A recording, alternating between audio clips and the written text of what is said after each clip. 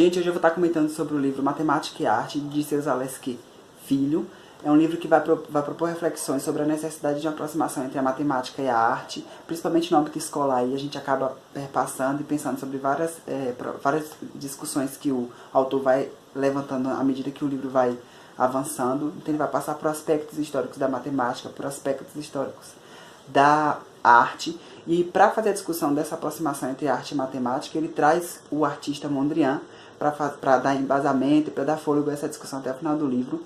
A gente vai passar por vários movimentos da arte e também por alguns artistas que eu não conhecia. Então, alguns eu vou deixar o link aí na descrição do vídeo de outros vídeos falando sobre o movimento cubista, sobre o neoclassicismo, sobre Cézanne, Mondrian e Picasso, por exemplo. Vai estar aí na descrição do vídeo. Além de ter também o link de outros vídeos aqui do canal, também para vocês darem uma olhada. Se vocês gostarem do vídeo, dê um like, se inscrevam no canal, pode comentar aí, fazer um comentário sobre o livro, se caso vocês venham a ler, diga se gostou também. Eu adorei o livro, super recomendo. Vamos lá. No capítulo 1, Zaleski vai fazer uma discussão sobre a filosofia, vai fazer uma discussão sobre Platão, aí ele vai chegar na decadência da filosofia e na ascensão do cristianismo. Ele vai trazer um pouco do filósofo Plotino nessa discussão sobre a ascensão do cristianismo. E aí ele chega na Idade Média, Zaleski chega numa discussão sobre a Idade Média e as artes liberais, quando ele vai falar da queda do Império Romano. E nessa discussão da queda do Império Romano, ele vai falar sobre o monopólio religioso e ideológico da Igreja Católica. E nessa discussão ele chega nas belas artes. E aí essas belas artes vão ser divididas em dois grupos. O grupo das artes servis e o grupo das artes liberais. No grupo das artes servis a gente tem o teatro e a arquitetura, a agricultura, a caça, a navegação e a medicina. E no grupo das artes liberais a gente vai ter a música, a gramática, a retórica, a dialética, a geometria, a aritmética e a astronomia. Ele vai falar que a arte tinha uma importância secundária nesse período. E essa é a discussão que vai passar no capítulo 1. Então, no capítulo 2, Zaleski propõe uma discussão sobre a geometria e a arte na Idade Média. E ele vai falar um pouco sobre a tradição da geometria medieval. E vai falar o seguinte, que nesse período, o poder que a escrita tinha para poder interpretar, da possibilidade de interpretar as ideias expressas nas imagens. E como essa cultura a gente traz até hoje. Isso é verdade, porque quando estou dando aula de geometria, no livro tem até o exemplo do triângulo equilátero. Ou antes ou após, mesmo que a gente faça o desenho do triângulo equilátero, a gente tem a necessidade de antes ou após acabar escrevendo por escrito, apresentar a definição de triângulo equilátero. Eu faço isso sempre. E aí depois ele vai chegar no homem neolítico, quando ele vai falar que os desenhos desse homem em potes, em tecidos, são exemplos de simetria que acabaram sendo trazidos que são conceitos tratados na geometria euclidiana. E aí ele vai ter um tópico falando sobre o caminhar da matemática na Idade Média, quando ele vai falar um pouco sobre a aritmética, mas ele dá ênfase também à geometria. Ele vai falar que no século XI a geometria acaba recuperando o seu prestígio. E no século XII ela começa a ganhar um corpo teórico. Então essa é uma discussão que vai passar aí pelo capítulo 2 e a gente vai seguir para o capítulo 3. O capítulo 3 é intitulado A Matemática e a Arte no Mundo Moderno e na Contemporaneidade. Zaleski acaba delimitando um recorte temporal da Idade Moderna, que vai de 1453 até 1789. E aí, nesse capítulo, ele vai apresentar alguns personagens. Nessa discussão da Idade Moderna, ele vai acabar apresentando alguns personagens da Renascença, que é Leonardo da Vinci, Giordano Bruno e Galileu. E ele vai falar que esses personagens contribuíram para uma mudança de pensamento em relação à arte e para uma aproximação entre a arte e a matemática. É bem interessante essa discussão. Zaleski continua a discussão falando que na Idade Moderna a geometria recuperou o prestígio que tinha sido perdido durante a Idade Média. E aí ele vai, mulher de Deus, vem cá, olha, vamos se apresentar ao seu povo, venha. Olá gente, essa é Frida, você vai sair, você vai bagunçar aqui. O que é que vai acontecer? Ele vai falar que, depois que ele falar que a geometria recuperou o prestígio que tinha sido perdido durante a Idade Média, ele vai fazer uma discussão, vai aparecer um pouco sobre a geometria projetiva. Ele vai falar que René Descartes introduziu os conceitos da geometria analítica, é isso. E ele vai chegar na criação do cálculo diferencial e do cálculo integral lá no século XVII, por Newton e Leibniz. E aí ele vai chegar também no aperfeiçoamento desse cálculo por Cauchy no século XVIII. Nesse aspecto histórico eu trouxe um recorte que ele fala o seguinte, na íntegra, que com a criação do cálculo, a geometria, assim como citado anteriormente para a arte, volta a ocupar um papel de destaque no mundo do conhecimento moderno. E aí a gente vai para um outro tópico que é intitulado, do capítulo 4, A Contemporaneidade, a Matemática e a Arte. Ele vai fazer uma discussão sobre quais foram as principais discussões da arte e da matemática no século XIX e as principais discussões da arte e da matemática no século XX. Eu separei aqui no roteirinho, ó, pra vocês terem o que eu achei mais interessante. Vou ler aqui para vocês verem. No século XIX, em relação à arte, ele fala o seguinte: na última década do século XIX, surge um movimento por uma nova arte, porque os artistas estavam descontentes com o que estava sendo discutido e proposto nesse período, então eles começam a sentir a necessidade desse movimento para uma nova arte. Em relação à matemática, Boyle indica que o século XIX é chamado da Idade de Ouro da Geometria. Eu destaquei esse recorte aí.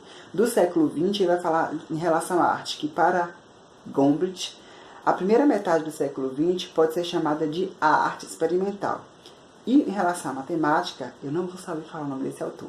Para Hobsbawm, não sei se eu falei certo, o século XX seria o século dos teóricos, dizendo aos práticos o que deviam buscar e encontrar à luz de suas teorias. Ou seja, o século XX seria o século dos matemáticos. Esse capítulo 4, que é intitulado Cézanne, Picasso e Mondrian, e uma união entre arte e matemática, foi o mais denso para mim, principalmente porque ele vai trazer alguns aspectos da arte, alguns movimentos, por exemplo, que eu não conhecia. Então, à medida que eu ia lendo, eu sentia a necessidade de ir para a internet pesquisar algumas coisas. Então, a leitura foi mais lenta nesse recorte do livro.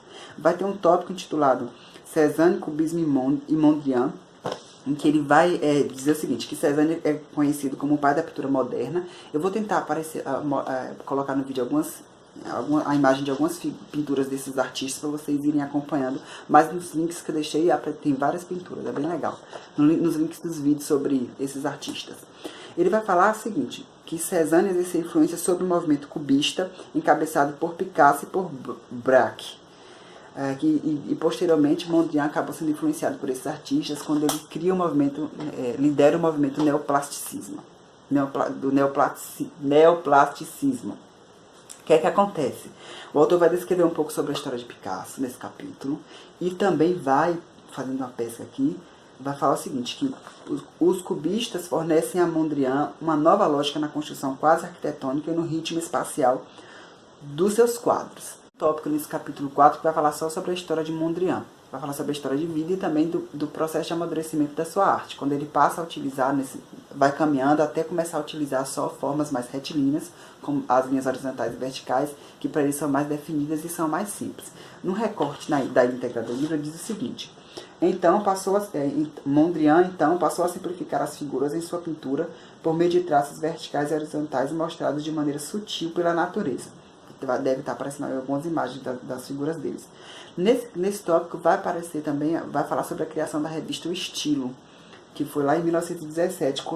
Nessa revista, Mondrian acaba publicando vários artigos para poder ir construindo o embasamento teórico do movimento que passou a ser chamado de neoplasticismo. É bem interessante. Zaleski também vai falar um pouco sobre a relação de Mondrian com a teosofia.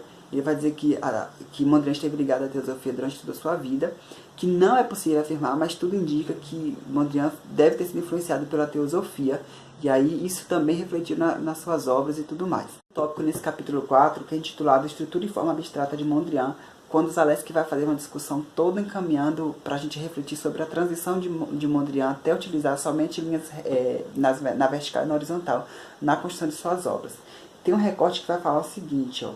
Podemos dizer que Mondrian começa a geometrizar seu traço pintando... Podemos dizer que Mondrian começa a geometrizar seu traço pintando temas do seu entorno, como igrejas, fachadas e andaimes, suprimindo linhas que não sejam ortogonais e linhas que mostrem profundidade. Vai aparecer a imagem, acho que vou tentar colocar a imagem de 4 obras de Mondrian que vai mostrando esse processo de transição. E aí ele vai dizer que as linhas verticais e horizontais expressam forças opostas.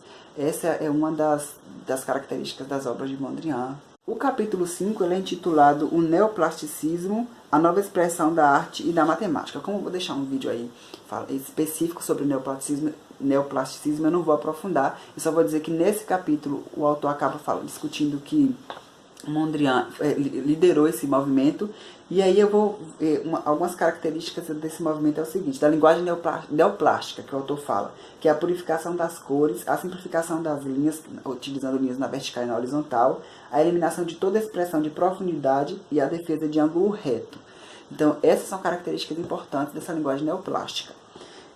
Ele vai falar de 3 cores que são essenciais, que é o amarelo, o azul e o vermelho, que são cores que acabam aparecendo nas obras neoplásticas. Gente, eu vou ser sincero, eu não conhecia quase nada de neoplasticismo, eu tive que pesquisar algumas coisas para ler e também os vídeos para poder entender alguma coisa. E à medida que Zaleski vai apresentando a escrita do livro, a gente vai avançando na leitura, e ele vai trazendo Mondrian, as ideias de Mondrian para discutir essa aproximação da matemática e a arte. Ele vai falar o seguinte, que Mondrian acabou utilizando alguns conceitos geométricos para fundamentar o neoplasticismo, e também em um artigo em que Mondrian acaba apresentando 6 princípios do neoplasticismo. Em todos esses 6 princípios do neoplasticismo, Mondrian acaba utilizando conceitos geométricos.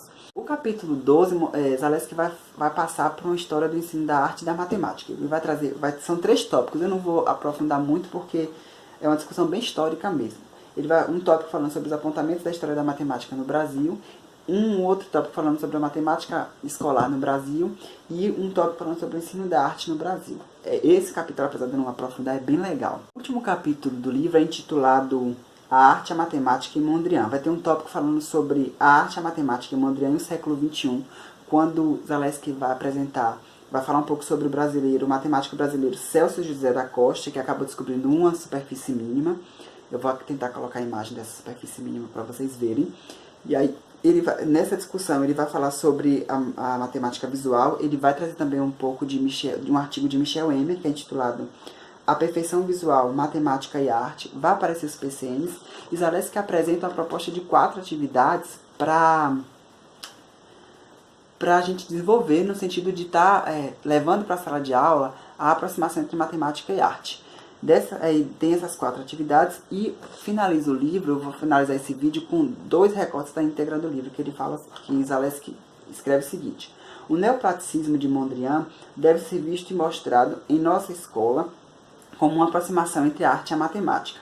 E um outro recorte, para finalizar, que ele vai falar assim: Mondrian é o precursor na idade contemporânea da união entre a matemática e a arte, e um dos precursores da matemática visual, pois, como citado anteriormente, nos últimos anos o uso do computador em matemática, produzindo imagens, tem contribuído para um interesse recíproco entre artistas e matemáticos. E aí eu finalizo o vídeo recomendando e fortalecendo a recomendação desse livro da leitura, principalmente para a gente que acaba desenvolvendo, tem interesse de desenvolver projetos na nossa prática docente na educação básica, e também aí para quem estiver interessado. Muito obrigado, muito obrigado, muito obrigado. Dê um like aí no vídeo, se inscreva no canal e comenta aí pra gente, pra eu ficar sabendo o que, é que vocês estão achando do vídeo. Valeu, gente!